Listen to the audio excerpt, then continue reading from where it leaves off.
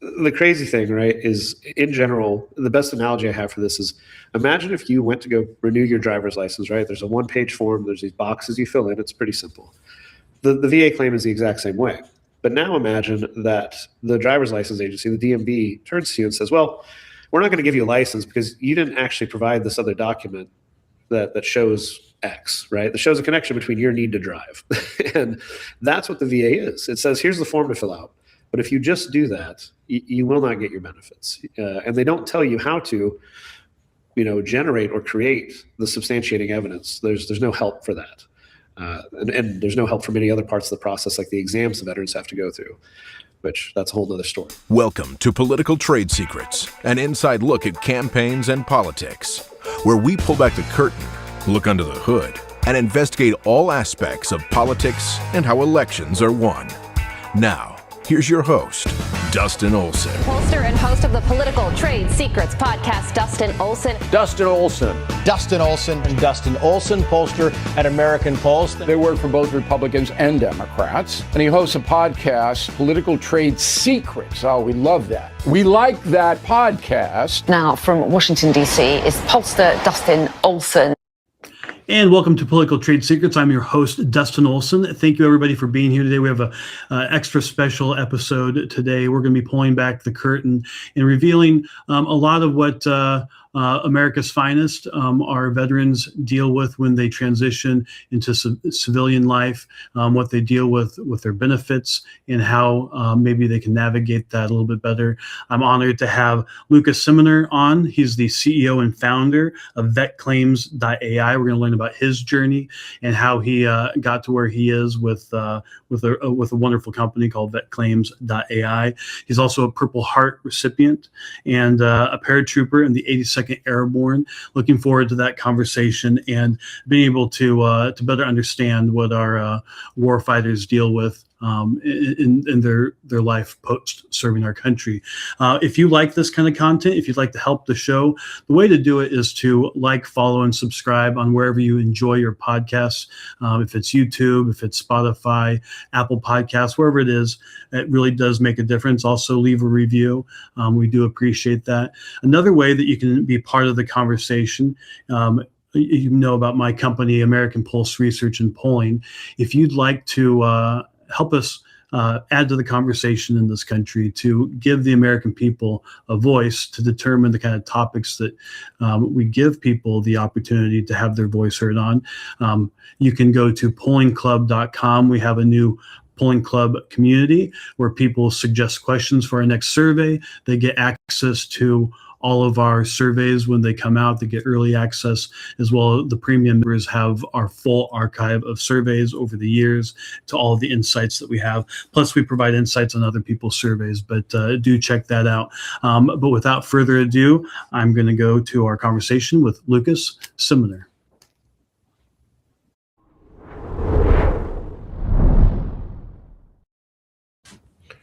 Lukas, it's great to have you here today. Welcome to Political Trade Secrets. I am honored to be here, Dustin. Thank you for having me. Absolutely. So the first thing I just want to get into is, I'm impressed by the work that you've done to help your fellow veterans in navigating life after their service. But you had to have had a moment sometime in your childhood, I don't know when, but when you decided that this is how you were going to this is what you're going to do with your life. What was it that had you decide to go into the Army? A lot of it was my grandparents. My grandma was in the Women's Army Corps. My grandpa was a career, started in the Navy, finished in the Army. And just seeing that, there's a lot of pride in that. They got married when they were in the Army is a pretty big part of my family history. For me, I think the real catalyst, though, was the invasion of Iraq. I guess I would have been in I don't even know what grade, but I remember watching the O'Reilly show, and just these kind of crusty night vision goggle videos of the invasion happening, and thinking that's what I want to do. And also being a kid, seeing 9/11 occur and wanting to go, and I guess immature me would put it as exact vengeance for what we'd perceived to be done to us, and that was enough to get me going. So I joined at 17 years old. Mom had to sign a permission slip. That's amazing. And thank you for doing that. What was your experience like when you, what was a little bit of a awakening going into the military? Was it a different life? Where did you grow up, by the way? So I was born in Nebraska and raised in Roanoke, Virginia. I was going to say small town, but I don't really think it's that small comparatively. No, it's not that small, but yeah. But raised in Roanoke, Virginia, and it was a bit of a shock. A lot of it I thought was like this rite of passage type thing, and ultimately, I didn't find that, but I did find a lot of pride in going to airborne school, being a part of the 82nd, so on and so forth. So there's definitely some cool ups and cool moments in that. I'm always fascinated by the folks who have served in different services and what that transition is like, going from Navy to Army. I've known a number of people who are in Air Force and Navy. What is that like? It's almost like going from being on, for the Army Navy game, what do you do?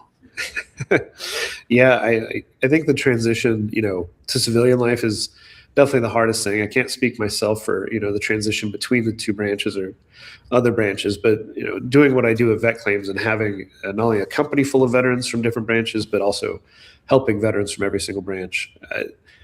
They have far more in common than one would assume, even given the stereotypes, right? Everybody likes to poke fun at the Air Force, but the same things can apply. Sometimes they just manifest in different ways. Well, it's interesting you bring that up. One of the things that I think a lot about is in life, you get to have lots of different experiences. You can have lots of different talents that you pick up that put you into a unique position to do something. And with what you're doing now with vetclaims.ai, having served in two different services, you have a bigger view than what someone else might have, understanding a different perspective. I think I don't know if you've ever thought about that probably has had an impact on what you're doing now. No, to clarify, sorry, my grandpa served in the Navy and then the Army. I was only in the Army. Oh, I see. I got it. Okay. Yes. No, I was just in the Army. I did 3.5 years. I was wounded in Afghanistan, and that pretty much started my road out of the Army. Okay. Well, that makes sense, but still, having had family members in other services, you get a different perspective. Definitely, most definitely, and the perspective that gets enriched every day as we learn. We had our first Space Force veteran come through the company the other day. Really? Everybody wanted to talk to him. They're like, "What is it actually like?" And what is it actually like? The Space Force is a hyper-intellectual branch that's very selective for very few jobs, and it is much more of an office environment. It is in the military, we call it a gentleman's course. They're not smoking you, they're not beating you up as much. It's a respectful place. Yeah. And that is so far the representation we've had from the Space Force, which is kind of to be expected and cool. So you left the service in 2013, is that right? Yes. And what was that experience like for you? This is something that everybody who's served has to deal with at some point. What was that like for you? For me, that was, I think it's fair to say it was one of the roughest points of my life. You go, especially I joined at 17, was out at 20, right? I'd been to war and wounded, lost friends, so on and so forth, before I was old enough to buy my first legal drink. And so I didn't have a grasp of what the real world actually consisted of. In the military, everything's where to be, what to wear, when to eat. It's very clear and laid out for you. You have a kind of, I don't know if I'd call it a support system, but you have an accountability system, right? You have resources that are there. And when I transitioned out, I didn't. So I ended up finding myself battling homelessness, relying on a food pantry for a bit, and eventually, getting away to get into like a double wide trailer. And that was when I, landed a job. And it was just, it was a very trying time. And a lot of what I went through in that process is exactly why I built vetclaims.ai, is to try to help veterans fast track access to their benefits so that they can get to a position in life where they can actually take bets on themselves. Yeah. Because that for me is when everything started to go up and to the right. How long did that process take? For me to get my benefits, it took about 6 years. Wow. The VA denied me being within 3 feet of an explosion. the VA denied me for migraines secondary to traumatic brain injury. And the TBI was documented, the loss of consciousness was documented, many other things documented. But the VA, and I can get as nerdy and detailed as you want with that, but they denied me for the same thing repeatedly. And until I started doing research on my own behalf and writing separate documents to attach to the claim, they just kept denying it. Yeah. So it's kind of shocking. So 6 years to make this happen, and you are a Purple Heart recipient. Is this related to that situation? Yeah. And yet still it took 6 years. They gave you a medal, but they wouldn't give you the benefits. Yes. Yeah. And the crazy thing, right, is in general, the best analogy I have for this is, imagine if you went to go renew your driver's license, right? There's a one-page form. There's these boxes you fill in. It's pretty simple. The VA claim is the exact same way. But now imagine that the driver's license agency, the DMV, turns to you and says, well, we're not going to give you a license because you didn't actually provide this other document that shows X, right? That shows a connection between your need to drive. And that's what the VA is. It says, here's the form to fill out. But if you just do that, you will not get your benefits. And they don't tell you how to, generate or create the substantiating evidence. There's no help for that. And there's no help from any other parts of the process, like the exams the veterans have to go through, which that's a whole nother story. But well, we'll get into that more. So anybody who's watching now, we're streaming on all sorts of different platforms, and if you have questions, please do post those. We'll be following up with this post the episode. But from our audience, I asked for questions, and I have a question here. What is a large friction point that most vets get wrong during their transition? Thinking that the VA is either there to help you or out to get you. The VA is neither. In my experience, they're very neutral, but a lot of veterans don't realize that the entire weight of connecting the dots is on them. Yeah. So when it comes to the benefit side, you have to make things as clear as possible because they're not going to go through extraneous effort to help you. When it comes to the general transition and a friction point, I think it's accruing. Depends on the individual situation, but if you can start using your educational benefits before you go buy a new car, buy a new house, and increase your cost of living, right? A lot of vets do that. They seek this instant stability, which is understandable after the military, but they then kind of price themselves out of being able to make themselves more valuable quickly. So they can't go and do education or whatnot. Yeah, they get out and they're like, well, I'm going to get this brand new truck. I'm finally out of the military, and I'm going to get, a nicer house because I've saved all my leave days and whatever it may be, right? I'm selling the house that I had on base. Something good's going to happen. I'm going to get a bigger house. But then they're so, dependent on whatever job they have that they can't work less hours to go to school more, or take time to go to a trade school, or, money's so tight because they've inflated their lifestyle now that they can't invest themselves in other ways, whether it be buying a few books a month or using something like Coursera. Yeah, that makes sense. I mentioned to you before we started that we're a SkillBridge participant, which, if people don't know, this is something, if you have a company out there, you've experienced some frustration with it, which I understand. It takes something to become it. It's not something that's easy, but if you are a company that wants to help our veterans, and you've been in existence for 3 years, you can sign up to be a SkillBridge applicant and help veterans or soon-to-be veterans transition out of their military service into civilian life, into a different job. And oftentimes, you're going to be hiring folks. It's not always the case, but it's a great way for veterans to get placed in jobs, or to learn how their skills that they learned in the military can apply to another profession, or develop new skills that they can do with that. And something that's clear to me watching folks go through that is that there's a lot of stuff that's thrown at them as they're doing that transition. And I can't imagine navigating all of that. Is that partly what? So that's partly what you do with vetclaims.com or .ai. Yeah, so vetclaims.ai right now is hyper focused on just making the fastest and most efficient way possible for veterans to access their benefits, right? And actually have preparation, support, clarity, and understanding through the process. When do they start that? Like, when should they start that? So if someone is still in, right, they have a window for BDD, benefits delivered upon discharge, which opens up at 180 days from discharge and closes at 90 days before discharge. The ideal time to reach out to us is probably about a year out, because especially if you're retiring, there's this thing called the master problems list. And what a lot of vets will do, retiring or not, is they'll attribute a lot of things to just age. Like, oh, I don't know how I'd connect that to service. And it's like, oh, you definitely can. A lot of veterans are too tough and they don't realize what's actually hurting them, or they haven't actually taken the time to get real medical care in the meantime, right?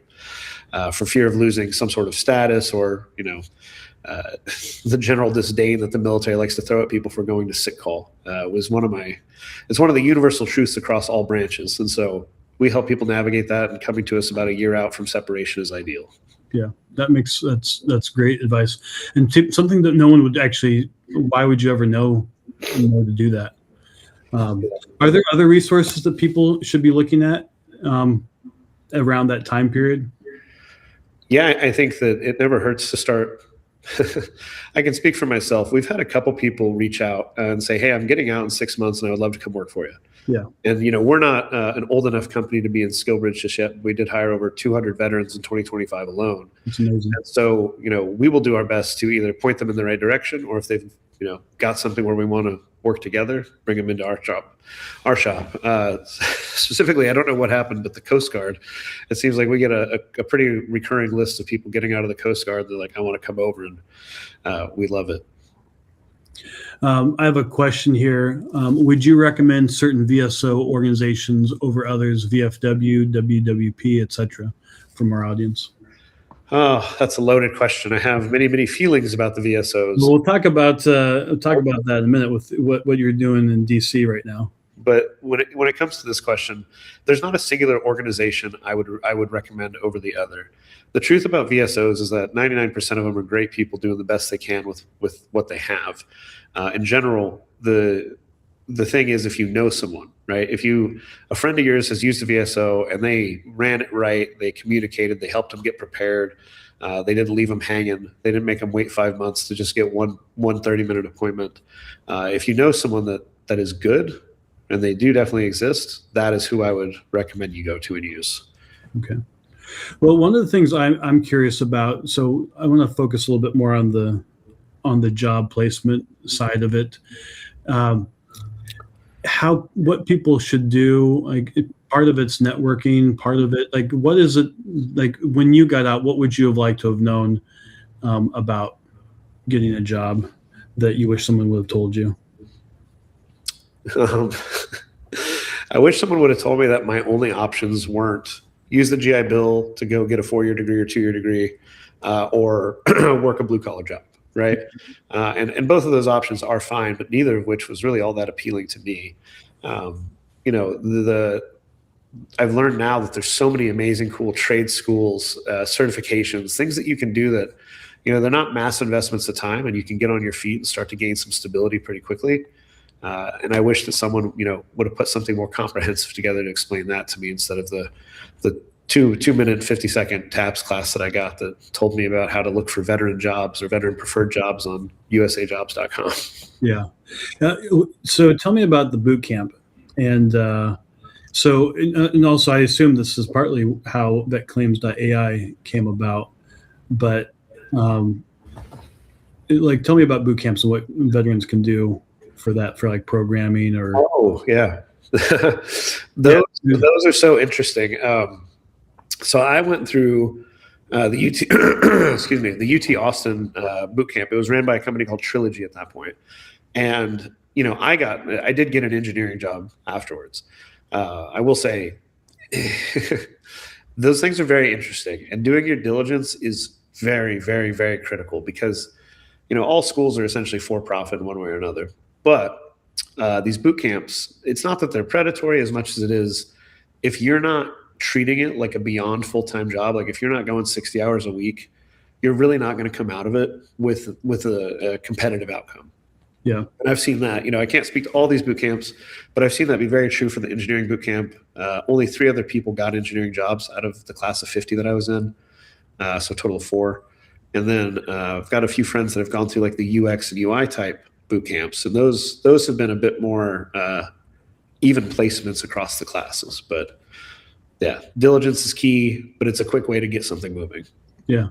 So you'd say due diligence, but is that a good approach? Like gain another skill that's marketable?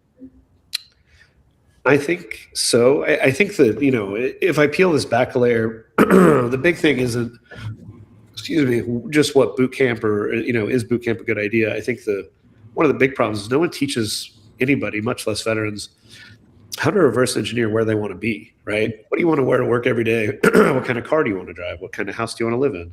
How much money do you need to make, right? To have that outcome, and reverse engineering your way to that instead of just saying, well, I think this will be a marketable job skill, right? Because, I can speak to engineering.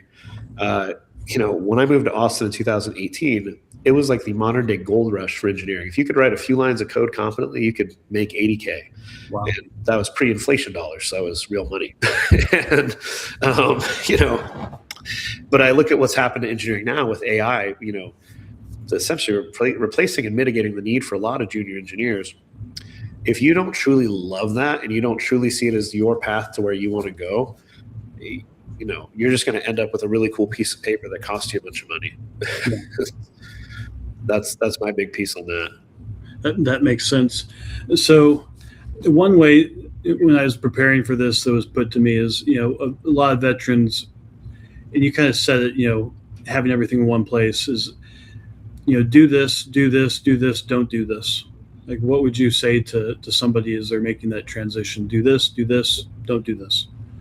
Like, don't waste your time on X, Y, or Z. What would be your, what would you fill in for those? Yeah, that's a big one. I would tell a lot of veterans to not, not rush lifestyle inflation, like I said before, but also not rush making a giant decision. Where you're going to move, perhaps pursuing a certain job or a career field. Like LinkedIn is one of the coolest things ever, mainly because you can ask someone in a career field, and 9 times out of 10, if you tell them, hey, I'm a transitioning veteran, this is the career field I want to go into, is there any chance you'd have a 30-minute Google Meet with me, 15-minute Google Meet? Can I buy you coffee, right? You can actually begin to understand what is their daily life like, and you can potentially make a great connection as well. So when I say due diligence, it is, what do you actually want to be doing? Because a lot of people get into jobs and it's not, maybe they like the the act of performing it, but they don't realize where that sits in like a corporate hierarchy, or the potential politics that are involved, or the travel. I've got a lot of friends that are consultants, and they saw the paycheck that was involved with going to Accenture or Deloitte or where have you. But then they realize, that paycheck, a lot of it goes into the amount of suits you have to wear, the quality of suits you have to wear, the amount of travel, and then also what it does to your body and how you take care of yourself through this, right? Or so there's just so many considerations, and don't rush it would be my biggest thing. And do reach out to people. Don't be scared to have a little weird conversation, because you never know where it can take you. Totally. Well, I imagine when, one thing I've noticed from doing the Skill Bridge program is it is a bit of a challenge. You're going from military where you have, in the private sector, as you've started a startup, you don't know necessarily how much you're going to make next month, or a year from now, or if this whole thing's going to blow up and never work. It's a much different world in the private sector as to how things could go. There's a little bit more of curveballs on the financial side. It's a different scenario, and I've noticed there's definitely concern for folks making that transition, not knowing how that's going to go. One other thing that I've picked up is that depending on what your specialty was, that it can be a bit of a a challenge to translate that. I've heard also that it's a difficulty sometimes for employers to understand how somebody who might be infantry, how that can apply to their business and in hiring that person. So what would you say to that, and what advice would you give? I'm biased here. Like I have to be open about that. I was a scout myself, combat arms, and when you are combat arms, and I can speak to this very well with my company, you belong in a startup. 9 times out of 10, that is the coolest thing you're going to find, and it is painful because startups come and they go, right? They fail, a new one begins. You start your own, you do whatever, right? But what I have found is that in a startup, you're so closely attached to the mission. Mm-hmm. And all veterans typically want to serve. That's where they find fulfillment, is in service. They want to be of service to something bigger than themselves. It's probably why you joined in the first place.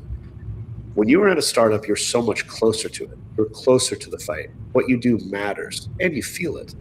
And that is just my biggest thing is, gosh, if you're combat arms, go try to get in a startup, right? That sounds crazy, and it might be horrible advice, but it is mine. Not financial advice, mind you. Yeah, but there could be an upside if you hit pay dirt. You might be a billionaire. Who knows? But I think that's part of it, though, is like regardless of the outcome, you are in the fight, right? You're in the fight to grow and do a thing, to beat the odds, and I think that money matters, right? But at a certain point, if you can go to the grocery store without looking at your bank account, you're pretty rich in my book. And so as long as you can check that box and you can do something that you're engaged in every day, I don't know that there's a bigger blessing you can ask for. Yeah, well, that's excellent advice, and actually something I would add to it, depending on where you are in an election cycle. I can tell you that there are campaigns all across the country who would love to have a military veteran work on their campaigns. Are they going to be high-paying jobs? No, but to become a field director on a campaign, that's totally something you could do. And guess what? You're going to meet a lot of people, and a lot of people who will be interested in helping you make your transition to whatever is next. Actually, I can think of a few people who I've hired over the years for campaigns that was one of their early jobs after leaving the service. And, politics is a great place to build a very large network. So that is a good suggestion. What other fields would you say would be good for someone, especially in combat arms? It's funny you say that too. I worked on the Rand Paul campaign when I was in college when he was running, and that was some of the most fun I'd ever had. That was, I guess, yeah. And I think the similarities between that and a startup are very, very high. Yeah, it's mission oriented, and campaigns. Well, the term campaign is a military term. Ultimately, a lot of the stuff you talk about being in the trenches with people on a campaign, and there's a lot of military terminology, but it is a very intense experience in a short period of time. And that's what made me think of that, based on how you were talking about startups.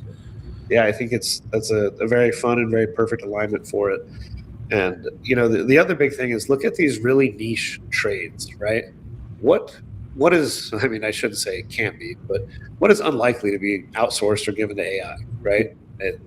Heavy machine operations, very skilled things. One of the cooler ones, like a respiratory therapist, right? You can make as much as a nurse and go to school for like a quarter of the time. What? There's plenty of things that are like you can kind of fast track your way to a place of stability, and then take bets on yourself, or then become more valuable.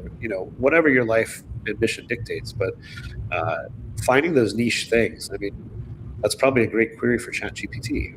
Yeah. What niche certifications can I get that pay more than $65K and take less than a year to attain? Boom, put that into ChatGPT. That's awesome.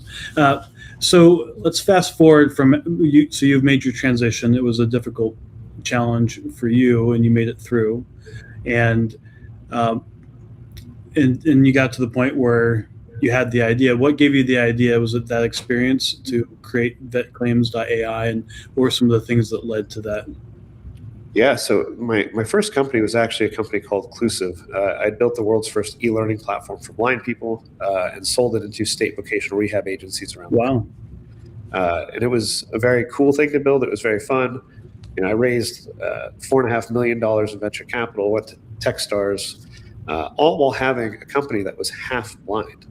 right? It was pretty unique experience. And, you know, ultimately the government ended up killing that company, right? And that ties into the story of why I built this way I did.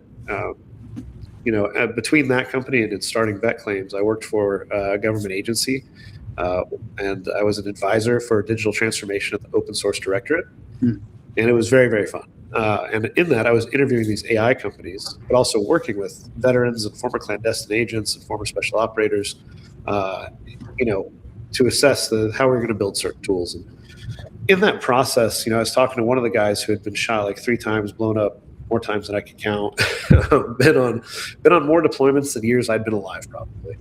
We were having lunch, and he's like, what's your rating? And we were talking, and I asked him, and he said, well, 30%. It was just mind-boggling to me.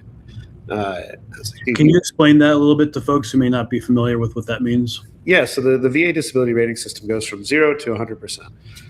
And it's, VA disability is really, it's not akin to civilian disability where it's saying you can't work. It is the equivalent of workman's compensation, because when a service member is injured or receives malpractice in the military medical system, they have no recourse. They can't sue their employer for getting them injured on the job. They can't sue the doctors for doing something heinous or wrong.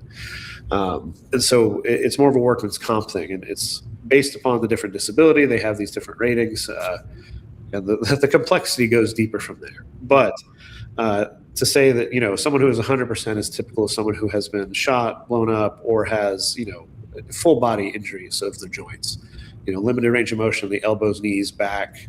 They're probably not going to age that well. Yep. That's typically what that's indicative of, right? It's not always a visible wound, right? It's not always an amputation, but it is these things hurt you. You have to live with it, and it affects how you perform in your daily life, picking up your kids, walking your dog, going to the bathroom. So that's how the disability system works. And this guy who had done so much for our country and been hurt so much only had a 30% rating, which was very far from proper, right? With that, I went to go find him resources. I began doing research, and the more research I did, the more I found that nothing had changed since I got out. And I was like, how is this a thing? And so I'm interviewing these AI companies and learning about their leadership philosophy of how they're building their things. And it just hit me. I was like, why am I not augmenting humans? Why am I not augmenting veterans with the ability to help other veterans? And so, and then I had this decision. Do I build the thing that helps the government solve the problem and hope that they do the right thing? Or do I build the thing that solves the problem and becomes so big and loud that the government can't ignore me? Well, in round 1 with Clusive, I hoped the government did the right thing. And they didn't. The second we became so efficient at threatening government jobs, they said, we don't really like that, Sure. And with this, I said, well, we'll build outside of the system and build something that can be integrated to the system to ultimately solve this problem. That's where it started. That's awesome. And what's the ride been like since? The ride has been absolutely wild. We launched in September of 2024, and we were by October of 2025, we were the volume leader in claim services for the country, helping over 4,000 veterans a month. The legacy competitors in the for-profit side of the house, they were capped out at about 3,000, 3,300. We hit 4,000 per month and continued scaling. We created over 250 veteran jobs now since we started. Wow. In 2025 alone is over 200 jobs that we created for veterans and veteran spouses and military spouses. And we've now helped cumulatively over 22,000 veterans get the rating they deserve. We've cut the VA claim cycle down. So typically veterans go through 4 to 6 claim cycles. I file a thing, I appeal a thing, 5 to 6 times. Wow. We've cut that down to an average of 2. And in company history, we've had one go no further than 3. That's amazing. So basically some ticky-tack thing that, they come back and say, well, you have to do this. And so then you have to resubmit. That's basically what people are going through. And you're reducing that bureaucratic brain damage. Yes. And it falls both, to some degree, it falls to the veteran side because there's a lot of reading that you would have to do to actually do this holistically right. It's like reading the tax code versus going to TurboTax. Exactly. But similarly, this driver's license type analogy, the VA gives you the simple form and says just fill the boxes. But if you just fill the boxes, you're never going to get anywhere. You have to do work that isn't specified in order to win. which is a systemic issue, and we solve that systemic issue. That's amazing. We have another question from the audience because of the work you're doing in AI. Do you think transitioning vets should lean into the AI industry for employment and making themselves more marketable? I think transitioning vets should do everything in their possible power if they want to be around AI. To not necessarily worry about AI engineering, because I mean, if you want to go to Stanford for 8 years, God bless. But if you don't, look at data centers. What can you be doing? Can you start a contracting company that does floor finishes for them, that does pipe fitting for them, that does any piece of minutia? Because that industry, it is the gold rush of the next 10 years, in my opinion. Yeah, that makes a lot of sense. Another question we got: does vetclaims.ai help veterans after their initial claims, appeals, etc.? Yes. So you pay us once, and we fight till it's done. Right? We don't charge for appeals. We never charge more than once. We don't take your back pay, right? Those are the big differences, and perhaps the biggest difference of us versus anybody out there in this market, outside of not taking your back pay, is that we have not only a money back guarantee, but if we can't help a veteran get the rating they deserve after an appeals cycle is gone through with us, we'll give you your money back plus $500 for wasting your time. That is how confident we are in our product and our efficacy. That's awesome. What does it look like for someone to get started? It's pretty simple. They just go to vetclaims.ai. You book a free call with my team. The sales team, it's not a high pressure sales call that they're going to just try to close you on. It's, you're going to leave that call whether you work with us or not, with an advanced knowledge of how to pursue your claim. If you do work with us, you go through our process. There's an upfront cost, and that's it. That's awesome. And for everybody watching, reminder to start that at least a year out from leaving. And that's great. And what is the one-time cost? $1,250. So we have like a firm, Klarna, Afterpay, all these options to break that up as well. So it's not one big lump sum, but the average price difference and the big problem in this industry is that, the VA accredited lawyers will take 33.5% or 33% of your back pay. That can often average over $8,000 or more, depending how long it takes. Then you've got the people who take 5 or 6x, and they throw some membership fees and some crazy stuff, and their average comes out to about $700-800 as well. And so $1,250 versus potentially more, and everybody else will charge you every time you go through. Versus with us, once you come through, we've got you till the end. We're going to get you the rating you deserve, because vet claims to me it's not the last thing I build. It is the first step in my ecosystem that helps veterans get to a place where they can take bets on themselves. That's awesome. Any indications of where you're going next? The biggest demand is financial literacy. A lot of veterans, and I don't think I knew what a credit score was until I was 23. If there's some veterans listening, you'll appreciate this maybe. That military star card snuck up on me. It's a credit card that's issued to military members to finance their uniforms and such, which is a ridiculous notion anyways. But, I grew up single mom, pretty abject poverty, Section 8 housing, so forth. I really didn't understand credit score at all. And that, when it comes to getting to stability, getting to be able to take a bet on yourself, good God, that is a very critical thing to understand, because without it, everything else is compromised. So that's our next step, and we're looking in many directions to ultimately build an ecosystem that, veterans have vetted resources to be able to go to at every corner. So if you're serving right now, and you don't know when you're going to leave or retire, it might be years from now, what would you say right now someone should start doing on the financial literacy side, or just simple actions that you should start doing right now? The biggest thing, take pictures. Goodness. I don't care if you get like a DSLR or some basic digital camera, buy a big memory card, keep it in there, update it to the drive every so often. But like when you get a profile, right, or an injury or a report or a scuff or a scrape or anything, take pictures of it, because you don't know what's going to happen with your medical records. Yeah, at this point, everything should be digitized, but I can tell you for a fact, it doesn't always work that way, right? So especially if you're like downrange or in theater, document what's going on with you, and just store it away, because when you do get out, you're going to want to be able to prove it. There's many things that would have made a lot of people's lives a lot easier, perhaps even save some lives from the battle at home, if that kind of documentation was in place. That's fascinating and amazing advice. How about on the financial literacy side? Like, what can someone be doing if they're, they're young and early in their military career, to prepare for later on? I mean, it's hard, right? Because I don't know what the pay grades are now, but I was an E3, so the third rank listed up, with the extra $150, I think it was, a month for jump pay. And I remember my paychecks were $749 every 2 weeks. It factored out to something like $2.30 an hour.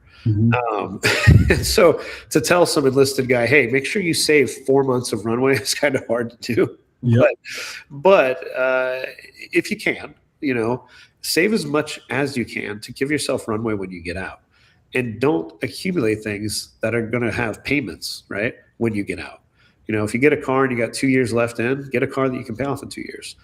That gives you maximum optionality when you do get out to go pursue a cool trip, or to go pursue the girl you met, at a Scandinavian cruise night. Now, you want to move to Oslo or something, or go to a trade school. Maintain maximal optionality for your exit. And that is, that alone sets you up for being far ahead of any of your peers. And that's great advice, because then you don't have to feel the pressure of making a decision that maybe didn't feel like the best decision for you. Yeah. Great advice. What else what is there anything I haven't asked you that I should ask you? In regards to the company or the in company, or anything in your background that you'd like to share with people? The one thing for every veteran and every person listening, there's this really silly misnomer out there that it's, what do you want to do with your life? And there's so much pressure, especially if you're a transitioning vet. And I want to reframe that for you. It is, what do you want to do next? Yeah. That's simple. Do not pressure yourself to think that you have to stick and commit. You get to try so many different things, and you can learn. I went to nursing school. Before nursing school, I was a cable guy. I drove concrete truck. I worked on the railroad. I went to nursing school. Oh, goodness. I was a military contractor. And I taught myself how to code. I went to a coding boot camp, was an engineer, and then I was a product guy. And then I started a company.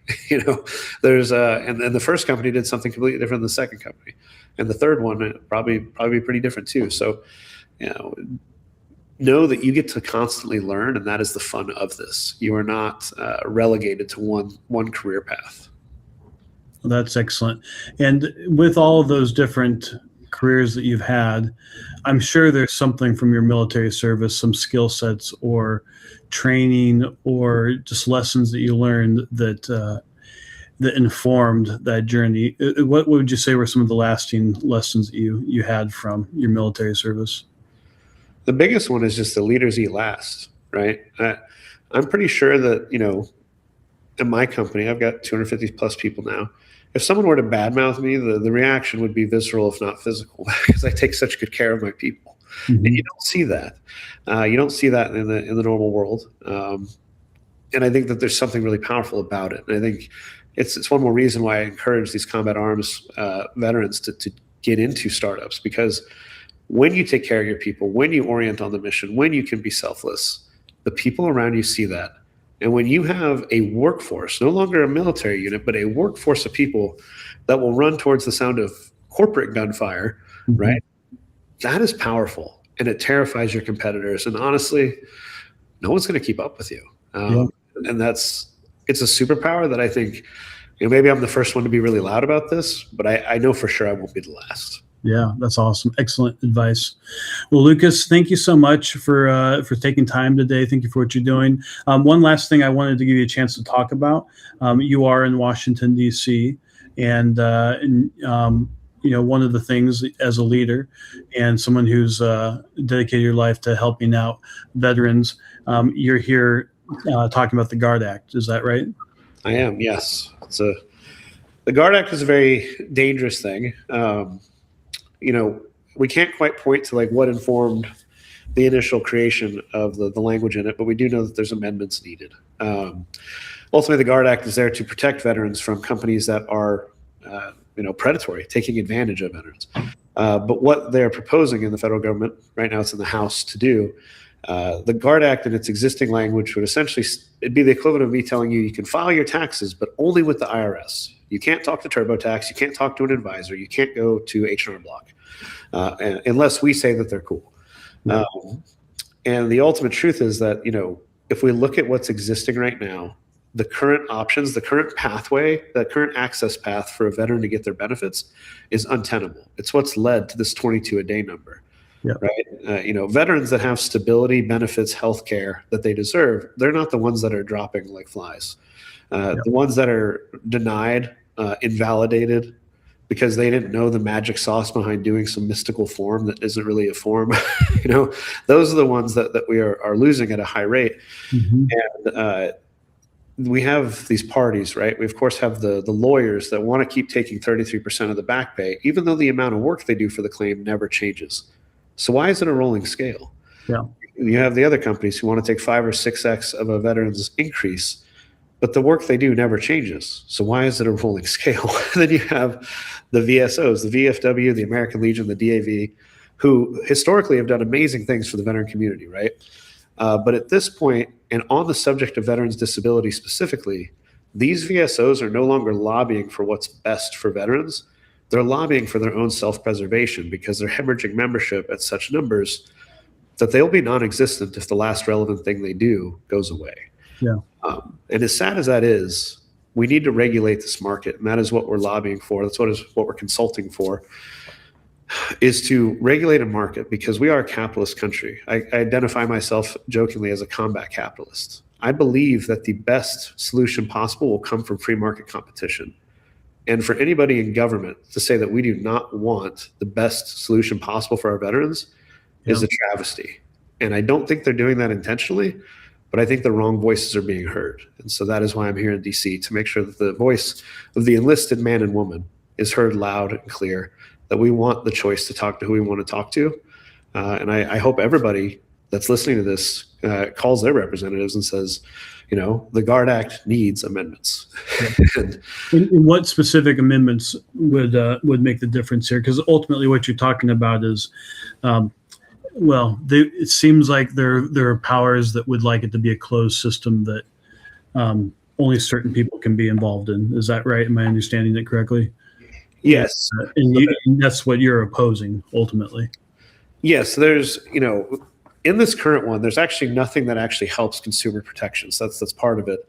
But the number one thing we're pushing for here is that the current accreditation system it's a lackadaisical, like open book test, right? But it no less is accreditation. But there is not a mechanism for an organization to become accredited, only individuals. So, a lawyer could be accredited, a singular agent could be accredited, but a company, right? A system, a software technology, which is obviously the way literally everything else in this world has advanced, is not allowed, which makes you ask the question, why? And who's pushing for that? And so we are pushing for what we call the ACSO, an accredited service organization ability, right? We want there to be accountability for organizations that businesses, for-profit, nonprofit alike, that want to compete, build the best systems for veterans, compete on the free market, and let veterans vote with their dollars and vote with their feet as to what these systems are. And ultimately allowing the free market to drive that forward will obviously produce better solutions the VA themselves can adopt. The other part of this that we're pushing for is that we want transparent pricing. To me, it is absolutely unacceptable, whether you take money on the back end or the front, that anybody charges a percentage or a multiplier. The amount of work, we helped 21,000 veterans last year. The amount of work that changes between veterans is, 1 to 2 hours, right? It's a matter of of de minimis margin. Yeah. We are the cheapest opportunity in the industry. And that's a whole nother thing, but we are the cheapest and most affordable out of everything. We also only charge once, no matter how many times you need help with appeals. Yeah. Obviously, we would not be in business if that model did not function. So why does everybody else want to hide behind these multipliers? So we want the bill to be amended and state that, whatever you're charging, right, you have to provide a dollar amount. The veteran needs to know what they're going to be charged, point blank, period, simple. Yeah.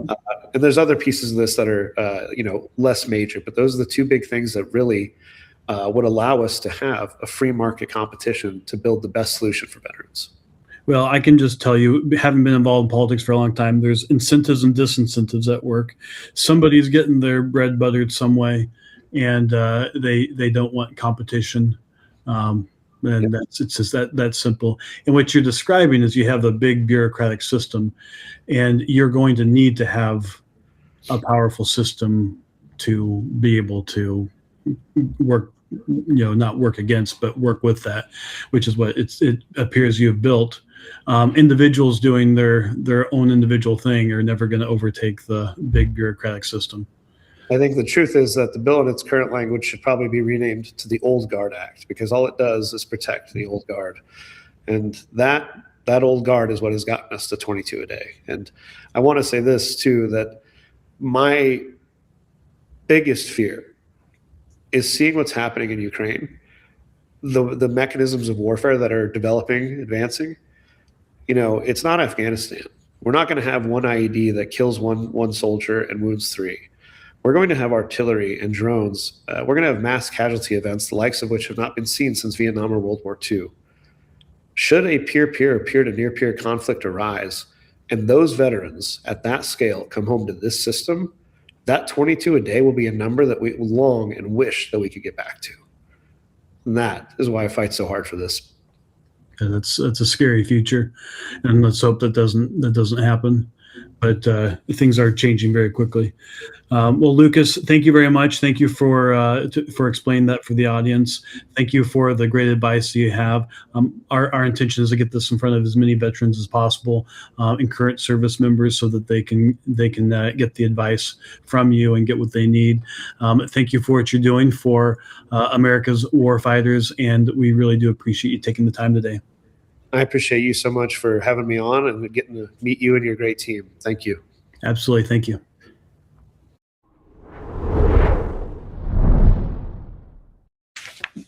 Well, that was Lukas Simianer, and talking to us about vetclaims.ai. If you are in the military or you are a veteran, you can go check them out to help you with your claims process and have an advocate on your side. And anyway, we just want to say thank you to him for his service for our country, as well as now serving those who've served our country as well. So thank you to Lukas and his team and what they do. And thank you for being here and for supporting the show and for lending your ear for this conversation. And if you'd like to help out the show, please do like, follow, and subscribe on wherever you enjoy podcasts. It really does make a difference for the show. And then also, if you're interested in our polling at American Pulse, you can go to pollingclub.com. We have our new polling community. I think we just posted some new content that I had created about current job approval numbers and how there's some discrepancies in those. So if you're interested in that, also right track, wrong track on a number of different metrics around the country, you can go check that out at pollingclub.com. But thank you so much for joining us today for another Political Trade Secrets.